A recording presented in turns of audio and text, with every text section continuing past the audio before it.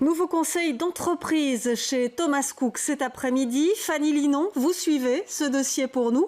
On devrait en savoir plus sur les conséquences de la faillite pour Thomas Cook Belgique. Alors ce soir, plusieurs informations ressortent du conseil d'entreprise, notamment le fait que 75 personnes, collaborateurs de Thomas Cook Belgique, devraient être licenciés. Ils sont issus de 2 entités du groupe qui déposent le bilan.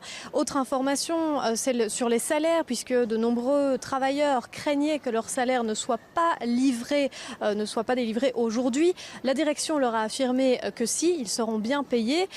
Autre information également, pour éviter la faillite, Thomas Cook Belgique aurait déposé une demande au tribunal de commerce, il s'agirait d'une protection contre ses créanciers qui aiderait donc Thomas Cook Belgique à éviter d'être emporté par la faillite du groupe. Et puis parlons des voyageurs. Ce matin, 2 vols de Brussels Airlines ont été annulés. Fanny, plusieurs centaines de personnes sont toujours bloquées en Tunisie. Exactement. Donc hier, 4 vols ont été annulés par Brussels Airlines. 350 personnes sont donc toujours bloquées en Tunisie, plus précisément à Djerba et Enfida. Brussels Airlines nous affirme que demain, 2 avions vides devraient être envoyés pour les rapatrier. Autre information qui vient de tomber, plusieurs voyageurs ne pourraient pas non plus partir mercredi. Plus d'informations évidemment dans les heures à venir.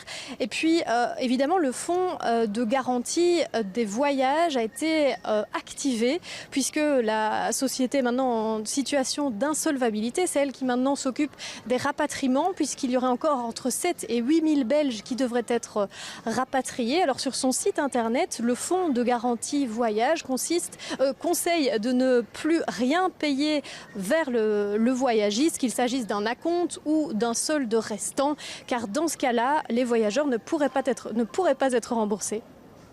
Merci à vous Fanny Linon. J'en profite pour vous rappeler le numéro d'information si vous êtes concerné, le 02 501 40 00.